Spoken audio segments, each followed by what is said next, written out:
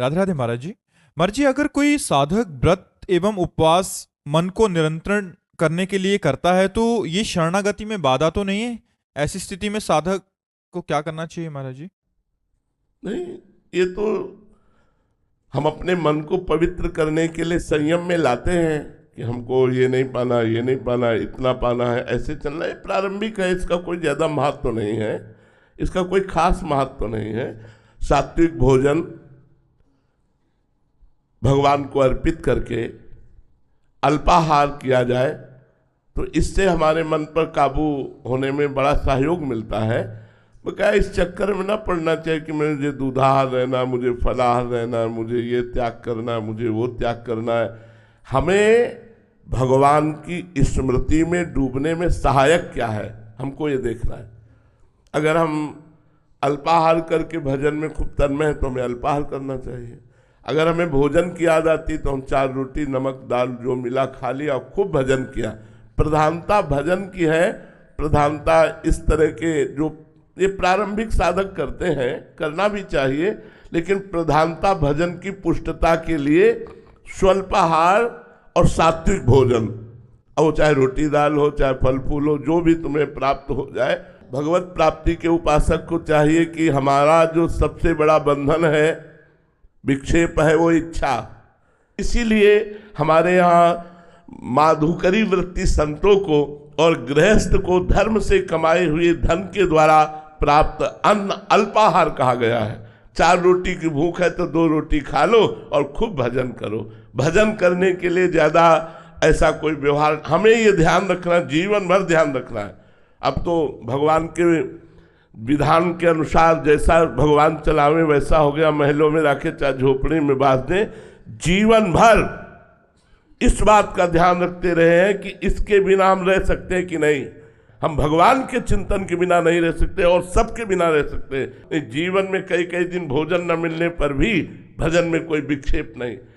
हम उपवास आदि करें पर यह ध्यान रखते रहे कि अधिक धन वाली वस्तुओं का अगर हम सेवन करेंगे, खाएंगे, पिएंगे तो फिर हमारे भजन में, नवीन साधना में फिर उन्नति नहीं होगी। और जब साधन परिपक्व हो जाता है तो भगवान जैसे चाहे वैसे रखे, महलों में रखे चाहे झोपड़ी में बांधते हैं, उनका खेल है।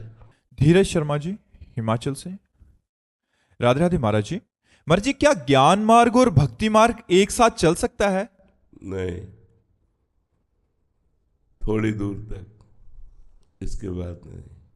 क्योंकि जो सांख्य योग है, जो वेदांत दर्शन है, जो ज्ञान मार्ग है, वो मैं की सिद्धि है, अहम की सिद्धि है। अहम की परिपक्व अवस्था का नाम वेदांत दर्शन है। अहम ब्रह्मास्मि, शिवोहम। और हमारा जो भक्ति मार्ग है, इसकी सिद्धि है दासोहम।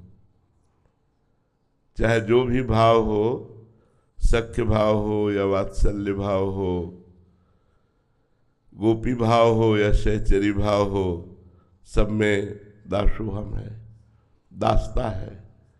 प्राण प्यारे स्वामी की मन मन की रुचि जान नेह विधि अनुसर है। यहाँ की सिद्धि है अपने इष्ट के मन की बात जानकर पहले से इष्ट को आज्ञा नहीं करनी पड़ी। मन मन की रुचि जान नेह विधि अनुसर है। प्रेम विधान के अनुसार अपने इष्ट के मन की बात जानकर पहले ही सेवा का विस्तार कर दिया। बढ़े हो आनंद मोद सबके, महाप्रेम सुरंग रंगी, और न कछु सुहाय तिनको जुगल सेवा सुख पगी। निष्देव से जानत ना ही सजनी, एक रस भींजी है, एक रस सेवा रस में। और ज्ञान मार्ग में संपूर्ण चराचर जगत को अपनी आत्मा में देखना। संपूर्ण चराचर जगत में जब हम मैं को देखते हैं कि मैं ही विराजमान हूँ, सब मेरे में मैं, तो ये तो हमारे स्वामी का आदेश है। यो माम पश्यति सर्वत्र सर्वम च मयि पश्यति तस्याहम न प्रणश्यामि सच में न प्रणश्यति। हम देखते हैं वासुदेव को, आप देखते हैं मैं को। तो ज्ञान मार्ग में और भक्ति मार्ग में थोड़ी दूर चला जा सकता है। कुछ सिद्धांत ऐसे हैं जो माया निवृत्ति के लिए अत्यंत अनिवार्य हैं दोनों को, लेकिन जब सिद्धावस्था की तरफ कदम पड़ते हैं, लक्ष्य की प्रधानता जब जागृत होती है, तो मार्ग अलग अलग हो जाता है। तत्व वही रहता है, तत्व में अंतर नहीं है। जिसे आत्मा कहते हैं उसे ही परमात्मा कहते हैं, ज्ञानी लोग जिसे ब्रह्म कहते हैं, योगी लोग जिसे परमात्मा कहते हैं, भक्त से भगवान कहते हैं, लेकिन रसास्वादन भेद हो जाता है। इसलिए दोनों मार्ग एक साथ बहुत दूर तक नहीं चले जा सकते। अगर वो एक साथ रहा तो खिचड़ी बन जाएगी और रसास्वादन नहीं कर पाएगा, ना भक्ति का ना ज्ञान का। इसलिए एक मार्ग भगवान ने चयन करने के लिए आज्ञा करी है, चाहे कर्मयोग से चलो, चाहे सांख्य योग से चलो, चाहे भक्ति योग से चलो, तो अपने रस का रसास्वादन हो जाएगा, परमात्मा रस का रसास्वादन हो जाएगा। जी। अजय कुमार जी अमृतसर से, राधे राधे महाराज जी। महाराज जी, ये मन, बुद्धि और चेतना क्या है? सूक्ष्म शरीर है। स्थूल शरीर पंचभूतों द्वारा रचित जो जागृत अवस्था में देखा जाता है, सूक्ष्म शरीर अंतःकरण, चतुष्टय, 5 ज्ञानेन्द्रियां, 5 कर्मेंद्रियां और त्रिगुण माया, सतोगुण, रजोगुण, तमोगुण, यह स्वप्नावस्था में देखा जाता है। और त्रिगुण के परिणाम से जो स्वभाव बनता है उसे कारण शरीर कहते हैं। ये सुषुप्ति अवस्था में रहता है। इन तीनों शरीरों का जो प्रकाशक उसे चेतना कहते हैं, आत्मा। सब कर परम प्रकाशक हुई, इसी के प्रकाश से पावरफुल होकर के ये कारण, सूक्ष्म और स्थूल शरीर क्रियान्वित होते हैं। शुभ और अशुभ कर्म करके बार बार जन्म मरण को प्राप्त हो रहे हैं। वही चेतना शक्ति जो अजन्मा है, अविनाशी है, अपने को भूल करके इन शरीरों पर राख करके दुर्गति को प्राप्त हो रही है। राम गोपाल जी राजस्थान से, राधे राधे महाराज जी। महाराज जी, आपके चरणों में दंडवत प्रणाम। महाराज जी, भगवत गीता में लिखा है कि शास्त्रों के अनुसार परमात्मा प्राप्ति में 3 दोष बाधक हैं, मल, विक्षेप और आवरण। महाराज जी, मल, विक्षेप और आवरण का मतलब क्या है? देखो, मल है दुर्वासना, जो बहुत जन्मों की दुर्वासना मम सदा परिकर्षयन्ति। विक्षेप है भोगा शक्ति, बार बार मन का भोगों में जाना। आवरण है अहंकार, जो देहाभिमान है, इस आवरण से युक्त होता है। तो जब हम भजन करते हैं तो दुर्वासना नष्ट हो जाती है, जब भजन करते हैं तो भोगों की इच्छा नष्ट हो जाती है, जब भजन करते हैं तो अंतःकरण धर्म का अहंकार, वो मलिन अहंकार, वो लय को प्राप्त हो जाता है। जब अंतःकरण का अहंकार नष्ट हो जाता है तो मोक्ष को प्राप्त हो गया। इच्छा रहित होना, वासना रहित होना, अहंकार रहित होना, मल विक्षेप आवरण से रहित होकर वो भगवान को प्राप्त हो जाता है। सारिका जी, राधे राधे महाराज जी। महाराज जी, गुरु के प्रति विरह की स्थिति क्या होती है महाराज जी? उसमें भी रोना आता है क्या? हाँ, क्यों नहीं आता। क्यों? जो इष्ट के प्रति प्रेम होता है वही तो गुरु के प्रति प्रेम होता है। जब हमें इष्ट का सुख प्राप्त होता है तो गुरु के चरणों में बार बार बलिहार जाते हैं कि अगर गुरुदेव कृपा न करते तो मुझ जैसे अधम को नाम मंत्र कहाँ मिलता। और नाम मंत्र की कृपा से आज मुझे सुख जो मिल रहा है, परमात्मा अध्यात्म, ये गुरु कृपा है। इसलिए गुरु चरणों में न्यौछावर होता जाता है और एकांत में अपने गुरु का ध्यान करते हुए रोता है, उनसे बातें करता है, उनसे प्रार्थना करता है कि आप कभी हमसे विलग मत होइएगा, आप कभी रूसिएगा नहीं। हे नाथ, मैं जैसा भी पतित नीच हूँ आपके चरणों की शरण में हूँ। बार बार वो गुरुदेव की शरण में होता रहता है। एकांत में गुरुदेव के द्वारा दी हुई उपासना से अपने समय को मंगलमय काटते हुए उनके ध्यान में, उनके चिंतन में समय गुजारता है। यही गुरु प्रेम है। गुरु प्रेम का मतलब केवल अंग संग नहीं है। गुरु का ध्यान, गुरु की आज्ञा का पालन, गुरु मंत्र का जप, गुरु के प्रति अंदर से आसक्ति, ये गुरु प्रेम है। कमल प्रमोद जी, राधे राधे महाराज जी। महाराज जी, चिंता किस प्रकार कम हो महाराज जी? चिंतन के द्वारा। यदि हम भगवत चिंतन करने लगे तो संसार की, देह की आवश्यकताओं की, नाना प्रकार के विषयों की चिंताएं अपने आप नष्ट हो जाएंगी। भगवान का चिंतन, हरि स्मृति सर्व विपद विमोक्षण। भगवान का स्मरण समस्त विपत्तियों का, समस्त चिंताओं का, समस्त शोकों का नाश कर देता है। इसलिए हमारी सबसे प्रार्थना है, चिंता, भय, शोक, विषाद, वासनाएं ये सबके हृदय में है, सबके हृदय में। जो जितना अध्यात्म से जुड़ेगा वो उतना ही बच पाएगा, नहीं तो चिंता, भय, शोक, विषाद और वासना, दुर्वासना ये सबके हृदय को खींचती रहती, जलाती रहती है। पर जीव किंचन मात्र जहां सुख नहीं है, ऐसे विषयों में भूला हुआ सुख का अनुभव करने के लिए और चिंता, शोक, भय को बढ़ाता चला जाता है। हम सोचते हैं कि धन से सुख शांति मिल जाएगी, नहीं हुई। भोगों से सुख शांति, आप सब है, आपके पास आवश्यकता के अनुसार भोग हैं, लेकिन क्या आप शांत हैं? क्या आप निश्चिंत हैं? क्या आप निर्भय हैं? क्या आप निशोक हैं? नहीं है। जब तक भगवान की शरण में नहीं जाओगे, भगवान का चिंतन नहीं करोगे, तब तक चिंताओं से मुक्त नहीं हो सकते। प्रणत कामदम पद्मजार्चितम धरणि मंडनम ध्येयमापदि। जो इनके चरणों की शरण में हो जाता है, उसकी समस्त चिंताएं मिटा देते हैं। चिंतामणि है। चिंतामणि प्रणमताम ब्रज नागरीणाम चूड़ामणि कुलमणि वृषभानु। अगर हम श्री श्यामा श्याम की शरण में हो जाते हैं, प्रतिपल श्यामा श्याम श्यामा श्याम कहते हैं, तो आप देख लीजिएगा कोई चिंता ही नहीं रह जाएगी। जो चाहत है नित्य सुख, अरुमन को विश्राम, हित ध्रुव हित सो भजत रहो, पल पल श्यामा श्याम श्यामा श्याम। सबसे बड़ी साधना, आराधना, उपासना, अध्यात्म, भगवत चिंतन होना है। गीता जी में प्रधानता चिंतन की कही, अनन्य चिंतन तो माम अनन्य चेता सततम यो माम स्मृति नित्यसा। जगह जगह देखो चिंतन की बात कही गई। संपूर्ण गीता जी सुनने के बाद जो शोकग्रस्त, विषादग्रस्त अर्जुन जी थे, उन्होंने कहा नष्टो मोहा स्मृति लब्धा तत्प्रसादान में अच्युता। हे अच्युत, आपकी कृपा प्रसाद से अब शोक नष्ट हो गया, मोह नष्ट हो गया। क्या प्राप्त हुआ? स्मृति लब्ध्वा, भगवत स्मृति जागृत हो गई।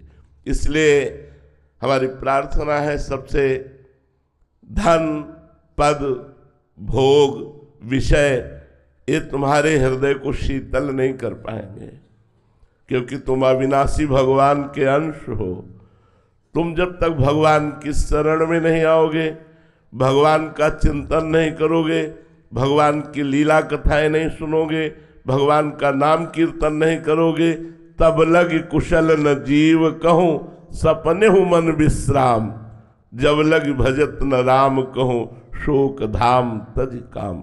इसलिए चिंताओं का नाश करने के लिए चिंतामणि भगवान का नाम।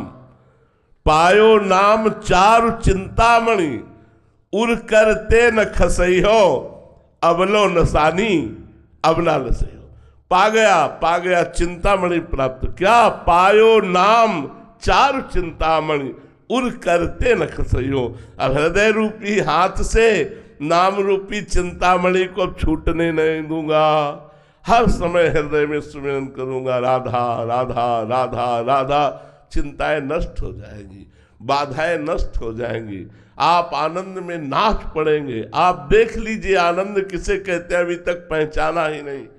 आप हर समय नाम जपने का अभ्यास कीजिए, उठते बैठते चलते फिरते आपका यह लोक और परलोक सब मंगल हो जाएगा, विश्वास कीजिए। प्रदीप कुमार जी यमुनानगर से। राधे राधे महाराज जी। गुरुदेव कृपया मार्गदर्शन करें कि आपके सत्संग से हमें ये पता चला कि संचित और क्रियामान कर्म को भजन के द्वारा नष्ट किया जा सकता है, परंतु प्रारब्ध सबको भोगना ही पड़ता है और बड़े बड़े महापुरुषों को भी प्रारब्ध भोगना ही पड़ा। और आपके श्रीमुख से ये भी सुना कि भगवान सर्वशक्तिमान है, सब कुछ करने में समर्थ है महाराज जी, फिर वो अपने भक्तों के प्रारब्ध को पूर्ण रूप से नष्ट क्यों नहीं करते? नहीं, जो सच्चा पहलवान होता है वो कायर और आलसी अपने चेला को नहीं बनाता है।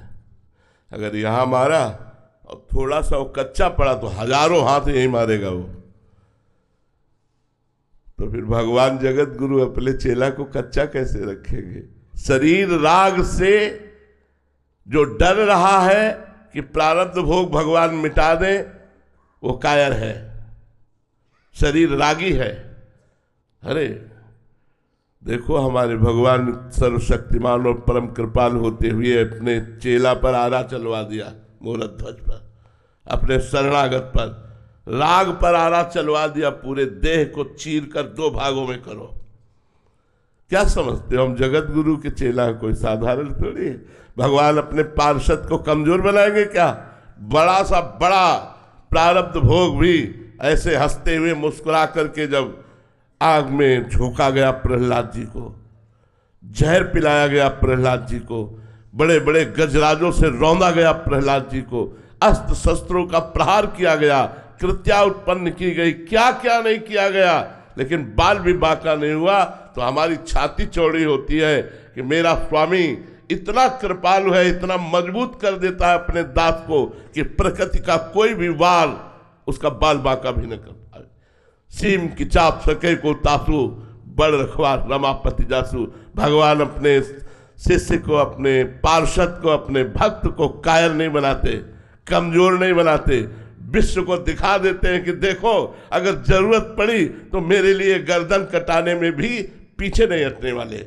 इसलिए भगवान प्रारब्ध नहीं मिटाते, प्रारब्ध भोगने की सामर्थ्य देते हैं। भोगो और मेरा स्मरण करते हुए जगत के लिए उदाहरण बनो, जगत को दिखाओ कि हम भगवान के हैं और हर कष्ट सहकर भगवान के हैं। इसलिए बड़े बड़े महापुरुषों के शरीरों में भीषण पीड़ा दी गई।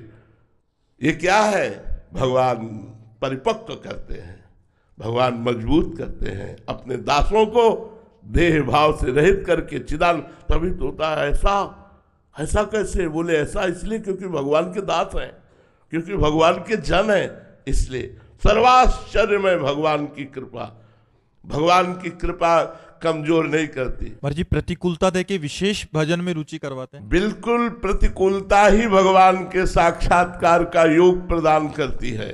जब गजेंद्र ने देखा परिवार के सब लोग भाग गए, हाथी हाथिनियां सब छोड़ के चले गए, शरीर का बल भी हार गया, तब उसे याद आई भगवान की। हृदय से पुकारा हरि, 1 सेकेंड में ग्रास से मुक्ति मिल गई।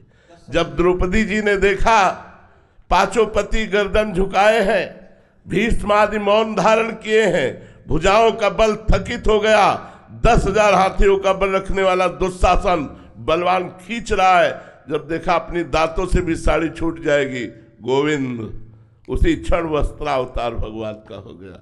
तो प्रतिकूलता योग प्रदान करती है भगवान के मिलन की। महाराज क्या सभी साधकों के जीवन में आएगी ये कि उसको शरणागत होना ही पड़ेगा प्रभु के चरणों में, या अलग भी स्थितियां हैं? अब ये वैद्य जाने की कौन सी दवा किस मरीज को देनी है। ऐसा तो नहीं कि बुखार में एक ही दवा सबको चलती हो, एक ही डोज सबको दिया जाता हो। एक ही प्रकार का बुखार नहीं होता, कई प्रकार का बुखार होता है, तो कई प्रकार की दवाएं भी होती हैं। अब जैसे अम्बरीश जी हैं, स्वस्थ शरीर है, चक्रवर्ती सम्राट हैं, सारा सुख वैभव है और भगवान के महान भक्त हैं। तो हम जैसे देहाभिमानियों को देह राग से मुक्त करने के लिए अशुभ प्रारब्ध को भगवा कर भगवान पवित्र करके और अपने दिव्य पार्षद रूप को दे करके बुला लेते हैं। ऐसा नहीं है कि सबको कष्ट मिलेगा, सबको प्रतिकूलता मिलेगी। डरो मत, डरो मत, ये सबके लिए नहीं है। भगवान बहुत करुणामय है, बहुत कृपा करते हैं, बहुत दुलार करते हैं। ये अपने पार्षदों से खेलते हैं, दूसरे की ताकत ही नहीं है, वो अपने पार्षदों से खेलते हैं, दूसरों से नहीं। डरो मत, ये दूसरों से खेल नहीं खेलते, ये अपने पार्षदों से खेलते हैं। मन आया तो भरी बाजार में पिटवा दिया, मन आया तो पूरे विश्व को झुकवा दिया, दोनों काम करते रहते हैं। ये अपने पार्षदों से खेलते, दूसरे से नहीं खेलते। इसलिए आप लोग डरो मत, आप लोगों के ऊपर ये खेल खेलने वाले नहीं है, ये खेल खेलते अपने निज पार्षदों से। इनका पार्षद बनने के लिए क्या करना पड़ेगा? हाँ, अब खास बात आई। प्राण न्यौछावर करने पड़ते हैं, सर्वस्व न्यौछावर करना पड़ता है, अपना शब्द केवल भगवान के लिए रखना पड़ता है। अपना शब्द, अपना कौन, तो ढूंढे पूरे विश्व में कोई नहीं निकला, केवल भगवान निकले। मेरे तो गिरधर गोपाल दूसरों न कोई।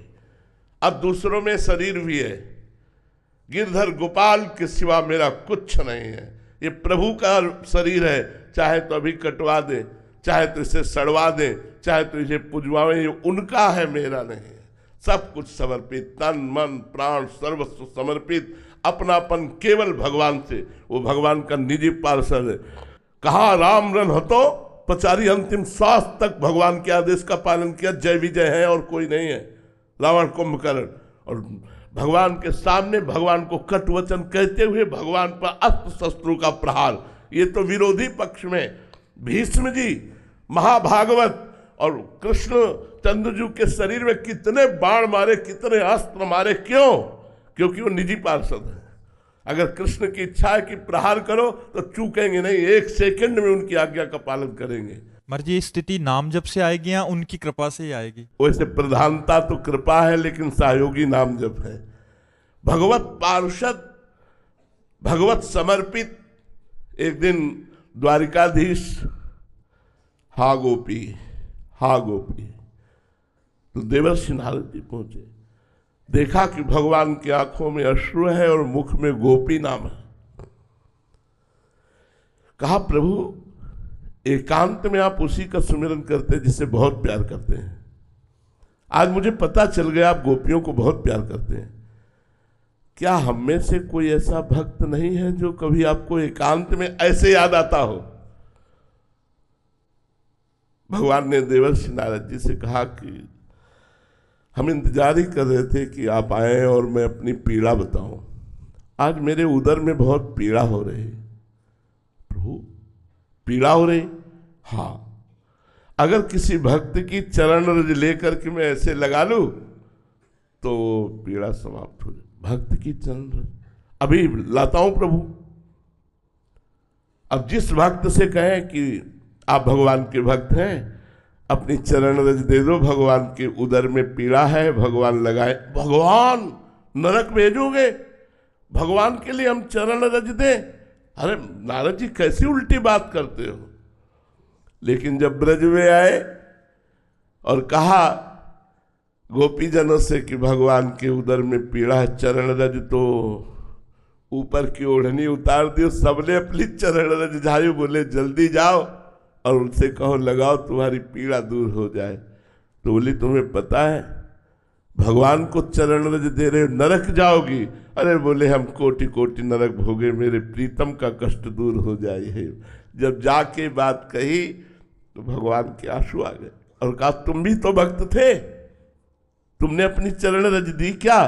क्योंकि तुमको एक, अरे भगवान को चरण रज कैसे, अपनी चरण रज नहीं, सर्वस्व भगवान। ऐसा समर्पण तो फिर मालिक और उसका खेल बराबर होता है। ये भगवान के पार्षदों का खेल है, साधारण का खेल नहीं है। ऐसा मत समझो कि बड़े बड़े, देखो उड़िया बाबा के गड़ा से चलवा दिए, 6-6 इंच गड़ा सा फव्वारा, ओम और अंतर ध्यान हो गए। वो अपने पार्षदों के साथ जो तांडव खेलते हो, दूसरा थर्रा आ जाएगा, इसलिए घबराओ मत, तुम पार्षद नहीं हो। पार्षद बनने के लिए तैयारी थे, सब कोई कमांडो नहीं बन जाता। इसीलिए भगवान के पार्षद हैं संत जन, भक्त जन, जो सिद्ध पुरुष हैं, पार्षद हैं। हाँ, क्या क्या नहीं हुआ, आप भक्तों के चरित्र पढ़ करके देखिए।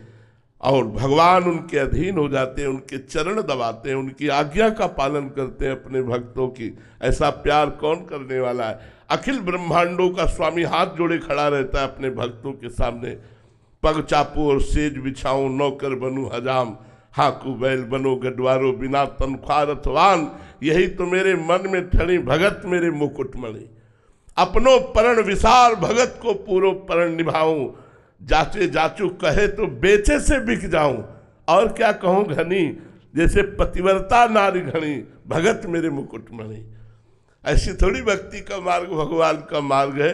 तो आप लोग मत डरे, इतनी भयानक प्रतिकूलता आपको नहीं देंगे।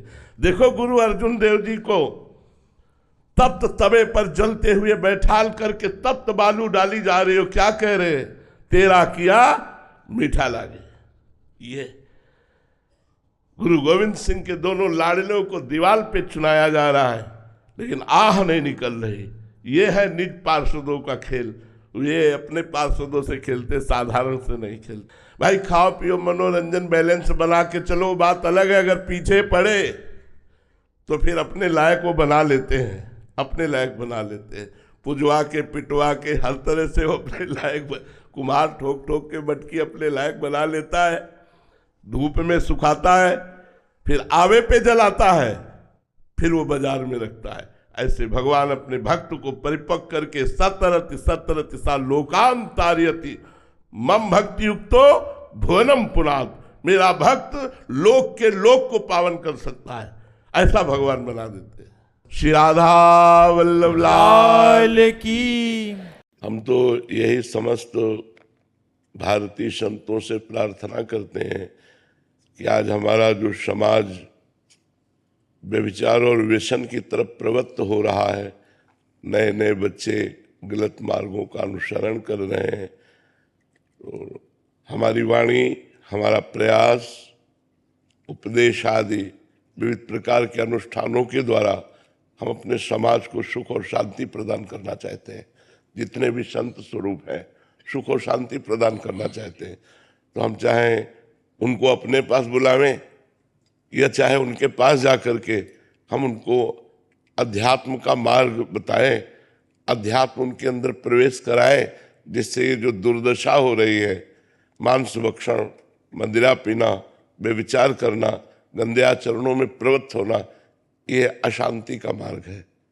शांति तो जब तक हमारे अंदर विवेक का जागरण नहीं होगा तब तक शांति। श्रद्धावान लभते ज्ञानम तत्पराश्रयेन्द्रिया ज्ञानम लब्ध्वा पराम शांति मचिरादि गच्छति। इसलिए आप संतों का प्रयास, अपने सबका प्रयास यही है कि हमारा समाज सुखी हो, अध्यात्म से युक्त हो। तो हमें प्रार्थना करने